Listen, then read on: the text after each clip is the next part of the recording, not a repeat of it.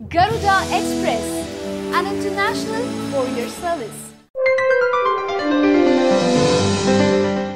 తెలుగుదేశం పార్టీకి బీజేపీకి మధ్య ఉన్న పొత్తులో వైసీపీ అధినేత జగన్ చిచ్చు పెట్టారా?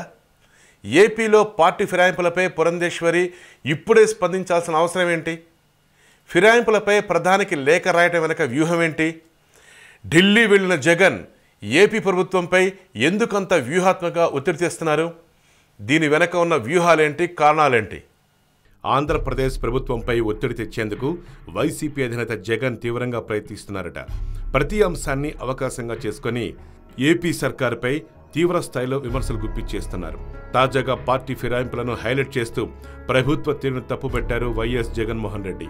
ఆంధ్రప్రదేశ్లో ప్రజాస్వామ్యాన్ని ఖూనీ చేస్తున్నారంటూ ఆరోపించారు. పార్టీ ఫిరాయింపుల విషయాన్ని వైఎస్ జగన్ సీరియస్గా తీసుకున్నారు.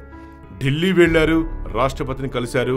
జాతీయ స్థాయిలో టీడీపీ ఫిరాయింపుల్ని ఎట్లా ప్రోత్సహిస్తుందో కూడా అందరి దృష్టిని ఆకర్షించే ప్రయత్నం చేశారు. మరోవైపు జగన్కు సపోర్టుగా నిలిచారు బీజేపీ నేత పురంధేశ్వరి.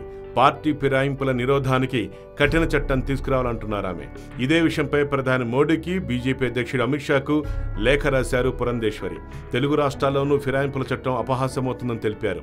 బీజేపీ ప్రభుత్వంలో భాగస్వామిగా ఉన్న ఆంధ్రప్రదేశ్లో ఫిరాయింపులు ప్రోత్సహించడం సరికాదన్నారు.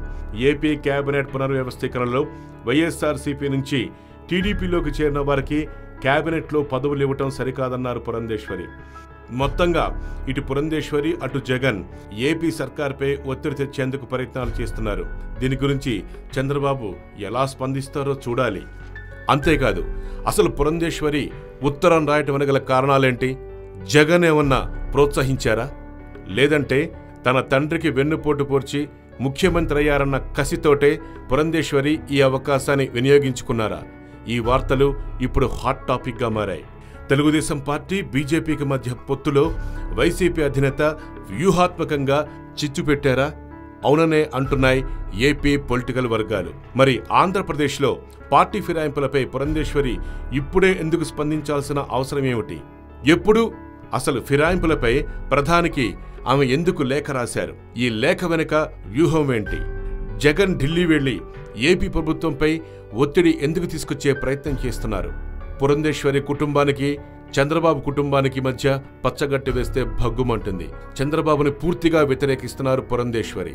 గతంలో రాజంపేట నుంచి కూడా పురంధేశ్వరి పోటీ చేయకుండా, బీజేపీలోకి రాకుండా, ఆమెకి పూర్తి స్వేచ్ఛనివ్వకుండా చంద్రబాబు నాయుడు అడ్డుకున్నారని కూడా రాజకీయ వర్గాల్లో హల్చల్ చేస్తున్న విషయం. ఇప్పుడున్నటువంటి అవకాశాన్ని పురంధేశ్వరి పూర్తిగా వినియోగించుకున్నారని, చంద్రబాబుని ఇరకాటంలో పెట్టి ప్రజల్లో ఒక రకమైనటువంటి ఆయనకి వ్యతిరేకత తీసుకురావటానికి ఈ ఉత్తరం ఎలాగైనా దోహదపడుతున్న ఉద్దేశంతో పురంధేశ్వరి చంద్రబాబు నాయుడిపై ఈ ఉత్తరం రాశారట. మొత్తం మీద చంద్రబాబు నాయుడు ఈ విషయంలో బాగా ఇరకాటంలో పడ్డారు. దానితో పాటు దళిత నేత రావెల కిషోర్ కూడా ఉత్తరం రాశారు. ఇప్పుడు అది కూడా వైరల్ అవుతోంది. మొత్తం మీద ఈ ఉత్తరాల పరంపర ఏపీ రాజకీయాల్లో టాప్లో నిలిచాయి. మరి జగన్ వ్యూహం ఏంటి? పురంధేశ్వరి స్కెచ్ ఏంటి? చంద్రబాబు వీటిని ఎలా అడ్డుకోబోతున్నాడు? రాబోయే రోజుల్లో ఏం జరుగుతుందో చూడాలి. హాయ్ యోయో వ్యూవర్స్, సబ్స్క్రైబ్ చేసేటప్పుడు అక్కడ ఉండే గంట సింబల్ ను ప్రెస్ చేయడం మర్చిపోవద్దు.